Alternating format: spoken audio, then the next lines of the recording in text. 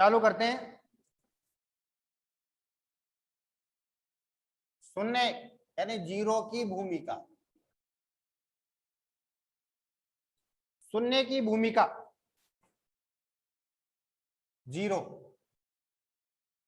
शून्य, शून्य का मतलब जानते हैं जीरो। जीरो की क्या भूमिका है?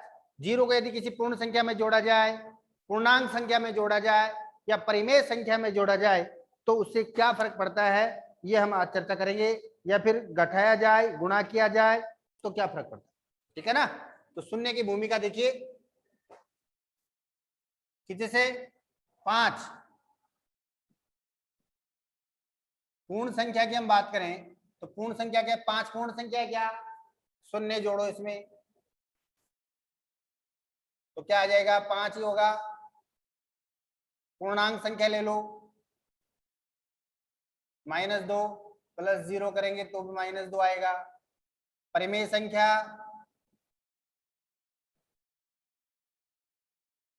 2/3 प्लस 0 करेंगे तो वही 2/3।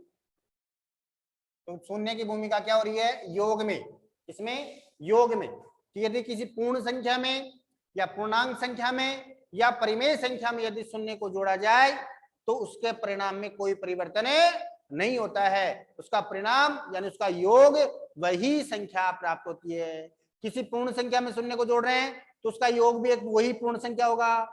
पूर्णांक संख्या में जोड़ रहे हैं तो उसका योग वही पूर्णांक संख्या होगी। और परिमेय संख्या में जोड़ रहे हैं तो उसका योग वही परिमेय संख्या, जैसे जैसे 5 पूर्ण संख्या में जोड़ा तो योग 5 ही आ रहा है ना, वही संख्या आ रही है। -2 में जोड़ा तो -2 आ रहा है, वही संख्या आ रही है। 2/3 में जोड़ा तो वही 2/3 आ रहा है, तो कोई परिवर्तन नहीं हुआ ना। तो पूर्ण संख्या, पूर्णांक संख्या और परिमेय संख्या में शून्य की भूमिका, यानी अगर इसमें योग किया जाए, शून्य को जोड़ा जाए तो वही संख्या प्राप्त हमें होती है, वही संख्या प्राप्त होती है। इसी प्रकार एक की भूमिका,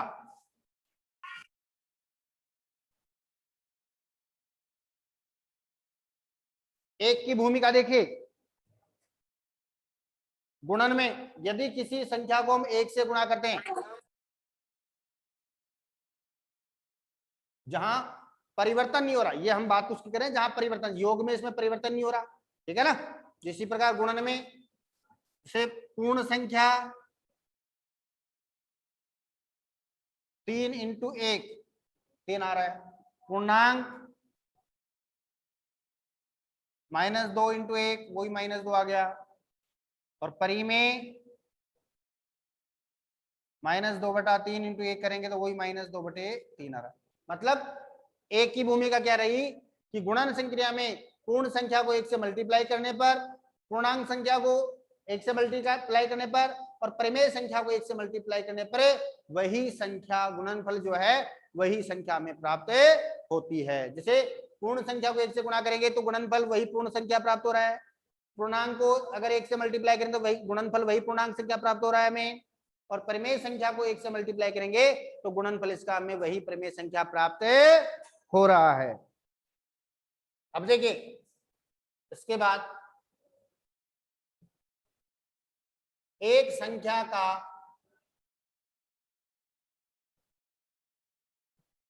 ऋणात्मक, ऋणात्मक जानते हो उसका अपोजिट, प्रतिलोम, योज्य प्रतिलोम जिसको हम कहें, ऋणात्मक कह दो या योज्य प्रतिलोम कह भी सकते हैं उसको हम। देखिए एक संख्या का ऋणात्मक, जैसे 1 है तो 1 का ऋणात्मक क्या होगा, -1 होगा कि नहीं होगा भाई। एक कर ऐसी संख्या, देखिए ऋणात्मक से मतलब क्या है मैं आपको बता, जैसे -2 का ऋणात्मक क्या होगा, 2, -2 का ऋणात्मक क्या होगा, 2। अब ऋणात्मक से मतलब क्या है, योज्य प्रतिलोम से मतलब ऐसी दोनों संख्याएं जिसको जोड़ने पर उसका आंसर 0 हो जाए। जैसे हम 1 की बात करते हैं, 1, अब 1 में हम क्या जोड़ेंगे इसका मान 0 हो जाए, बताओ। तो -1 जोड़ने पर ही तो 0 होगा, या -2 था, अब -2 में क्या जोड़े इसका योग 0 हो जाए तो प्लस के दो तो 0 हो जाएगा, होगा कि नहीं होगा। तो ये -2 का जो है ऋणात्मक क्या होगा, 2 होगा। इसको हम योज्य प्रतिलोम भी कहते हैं। क्या कहेंगे, योज्य प्रतिलोम भी कहते हैं। यानी 2 का योज्य प्रतिलोम या ऋणात्मक 2 हो गया, और 2 का योज्य प्रतिलोम या ऋणात्मक क्या हो गया, -2 हो गया। तो किसी भी संख्या, अतः व्यापक रूप से हम कहते हैं किसी भी पूर्णांक ए के लिए, किसी भी पूर्णांक ए के लिए क्या होगा, A plus minus A equals to minus A और प्लस ए इक्वल्स टू 0।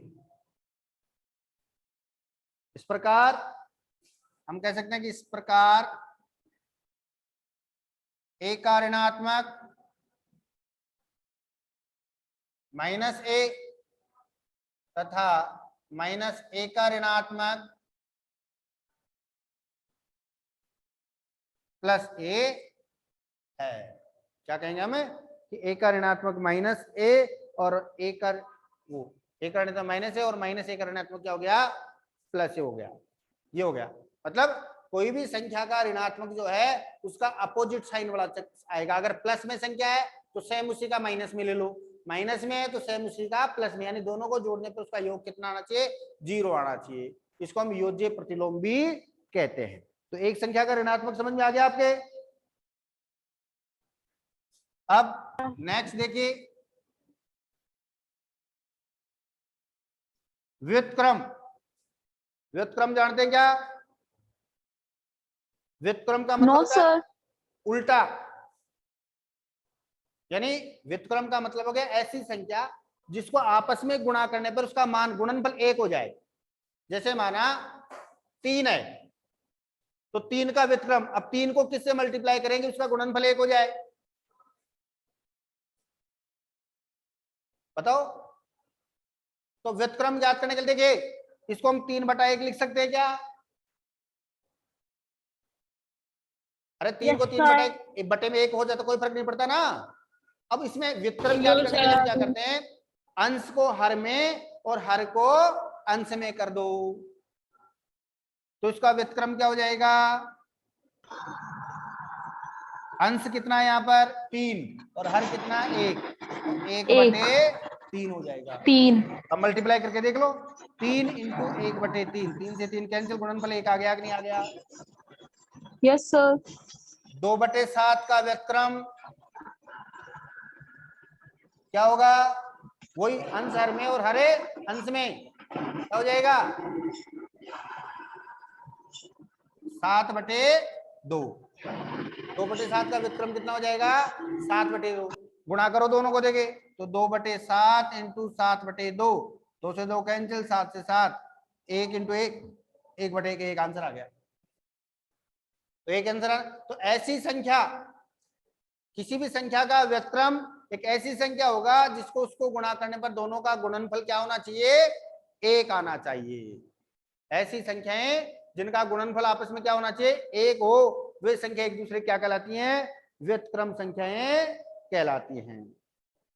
क्या कहलाती हैं, व्युत्क्रम संख्याएं कहलाती, या गुणात्मक प्रतिलोम भी इसको कहा जाता है। क्या कहा जाता है इसको, गुणात्मक प्रतिलोम।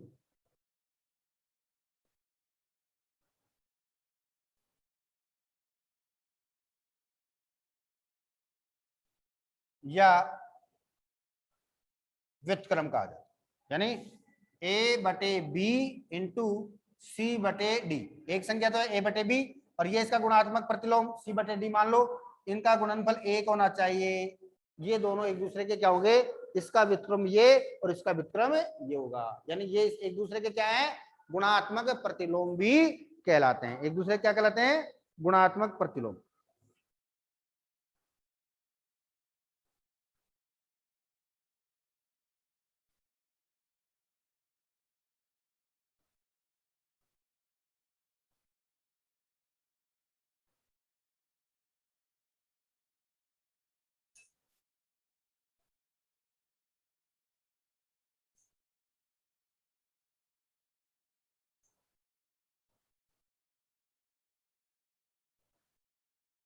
अब देखिए, परिमेय संख्याओं के लिए गुणन की योग पर वितरकता, ये उतारोगे क्या,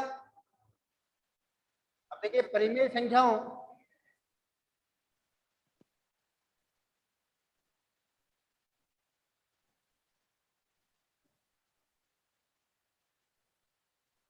परिमेय संख्याओं के लिए गुणन की योग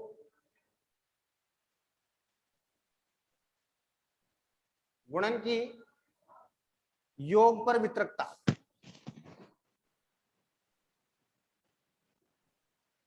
योग पर वितरकता क्या है कि माना तीन संख्याएं सभी परिमेय संख्याओं जैसे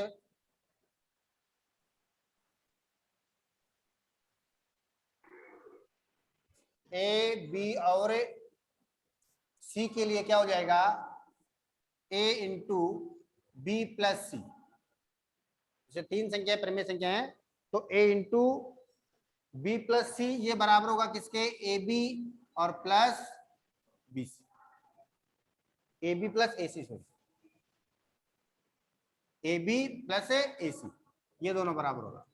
और या A into B minus C अगर है तो A B minus A C ये बराबर होगा।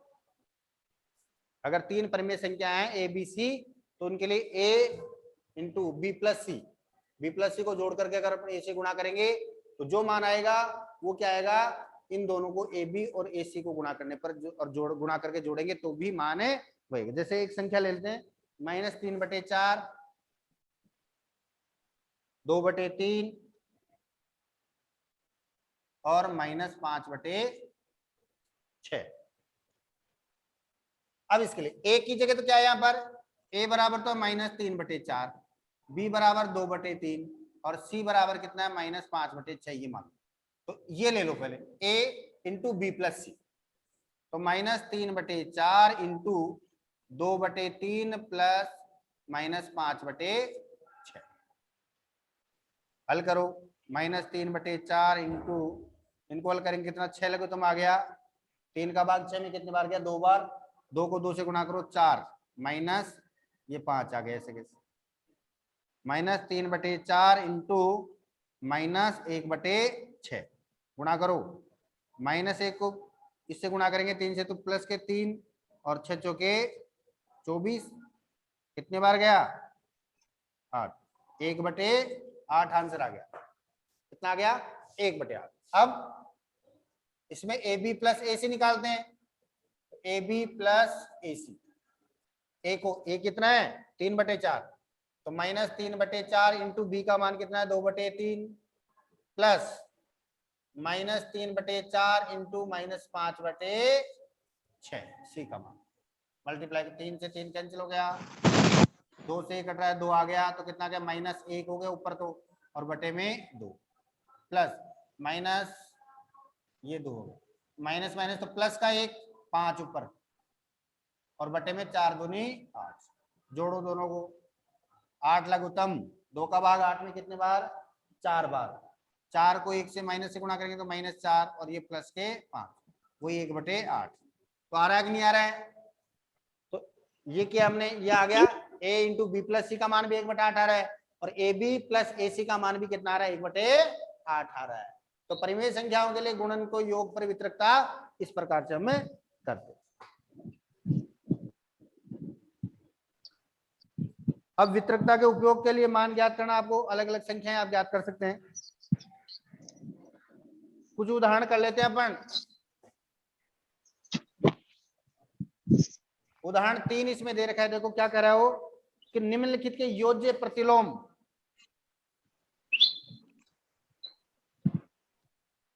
के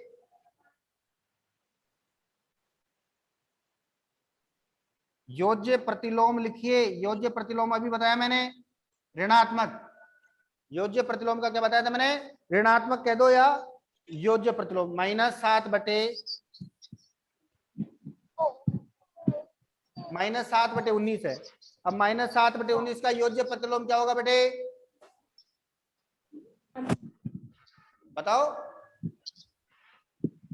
अरे इसका ऋणात्मक क्या होगा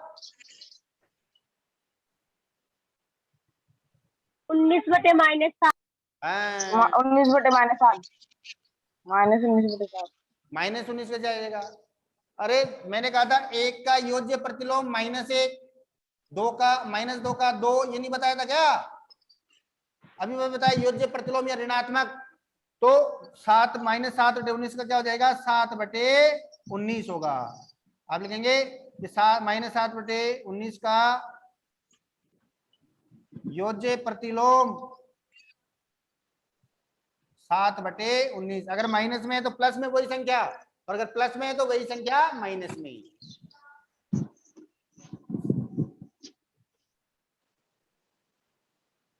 21 बटे 112 का योज्य प्रतिलोम क्या होगा? 21 बटे 112 का योज्य प्रतिलोम बताओ। -21 बटे 112 हो गया। 12 भाई जोड़ने पर 0 हो जाए तो माइनस कर दो उसको।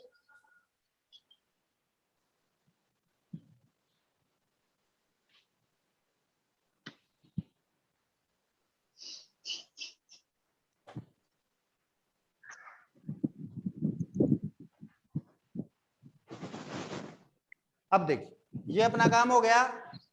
अब इसके बाद हम प्रश्नावली को हल करते हैं। म्यूट कर दें, म्यूट करें सभी।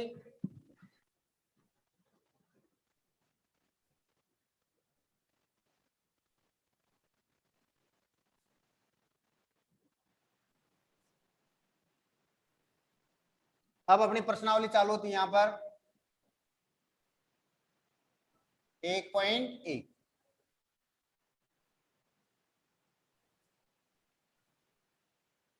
अब बेटे मोनिका कुछ पूछना है क्या? देखिए 1.1 उचित गुणधर्मों के उपयोग से निम्नलिखित का मान ज्ञात करो।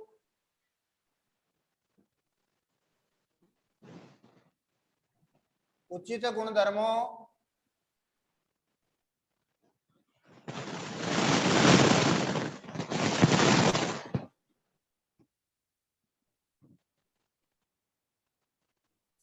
उचित गुणधर्मों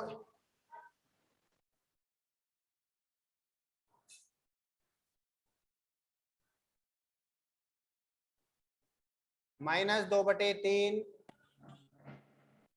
गुणा 3/5 प्लस 5/2 माइनस 3/5 इंटू 1/6। क्या होगा?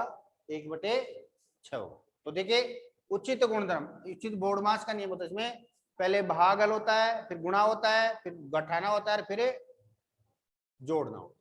ठीक है, तो इसमें से क्या होगा? पहले ये गुणा हो जाएगा और ये दोनों गुणा हो जाएंगे पहले आपस में।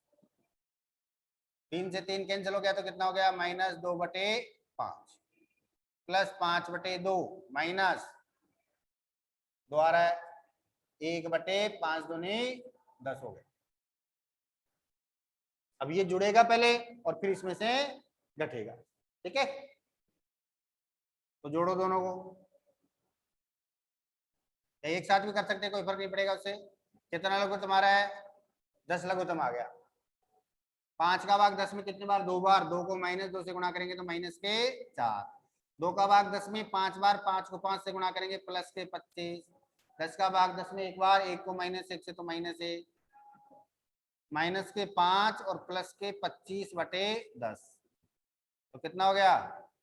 20/10। 0 से 0 कैंसिल, 2 आंसर आ गया। तो पहले प्रश्न का कितना आंसर आ गया? 2 आ गया। कितना आ गया? 2। ये सोनू और मोनिका हाथ कैसे खड़े कर रखे हैं भाई? क्या बात है? कुछ पूछना है क्या?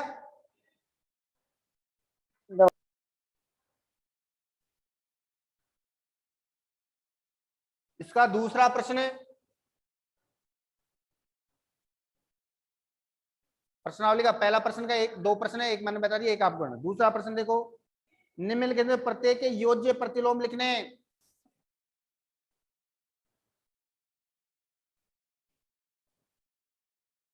योज्य प्रतिलोम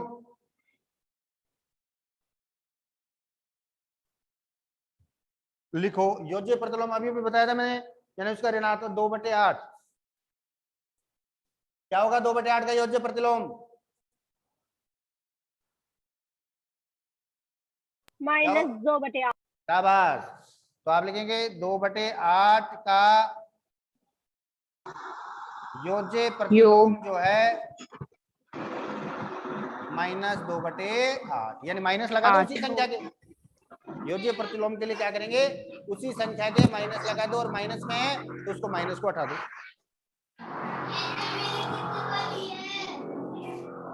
दूसरा इसी का -5/9, -5/, राज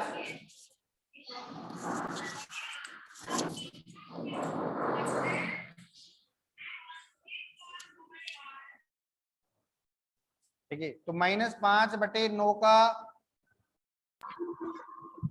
योज्य प्रतिलोम 5/9, 9। यानी माइनस हटा देंगे, वही संख्या लिख देंगे योज्य प्रतिलोम के लिए, ऋणात्मक।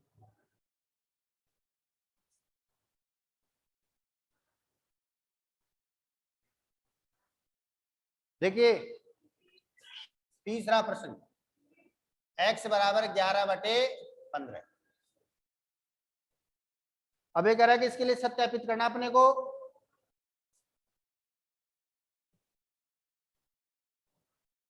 करना है कि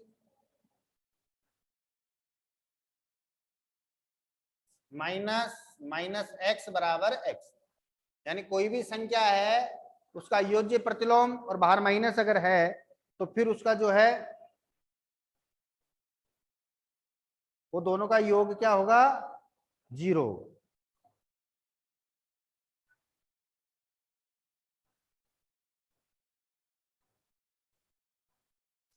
तो अब क्या लिखेंगे, जैसे 11/15 का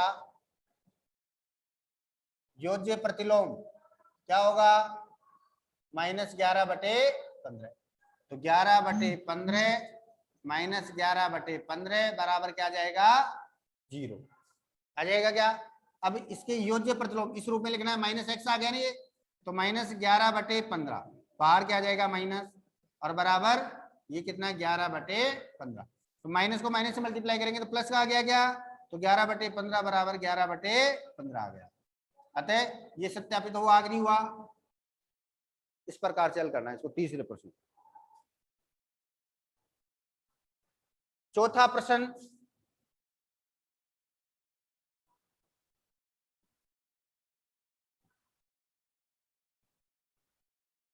गुणात्मक प्रतिलोम या व्युत्क्रम। गुणात्मक प्रतिलोम या व्युत्क्रम आपको बताना है। तो गुणात्मक प्रतिलोम के लिए मैंने बताया था, जैसे -13 है तो -13 का गुणात्मक प्रतिलोम क्या होगा, बताओ। अरे 3 का कितना बताया था, 3 का मैंने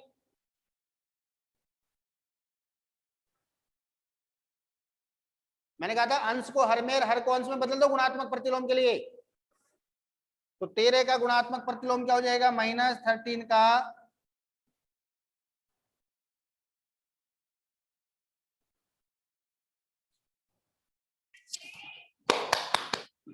-1/13 कितना हो जाएगा, -1/13 हो जाएगा।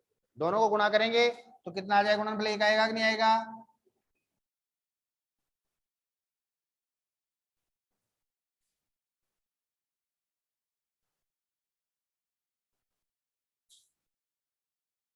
-13/19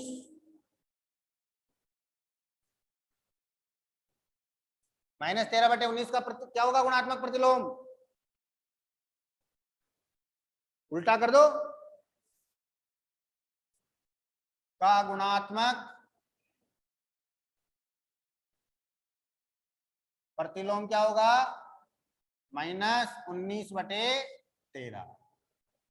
दोनों गुणा कर दो, -13/19 इंटू -19/13। 13 से 13 कैंसिल, 19 से 19 माइनस माइनस गुणा किया तो +1 आ गया। अतः गुण प्रतिलोम गुण इस प्रकार से आता है।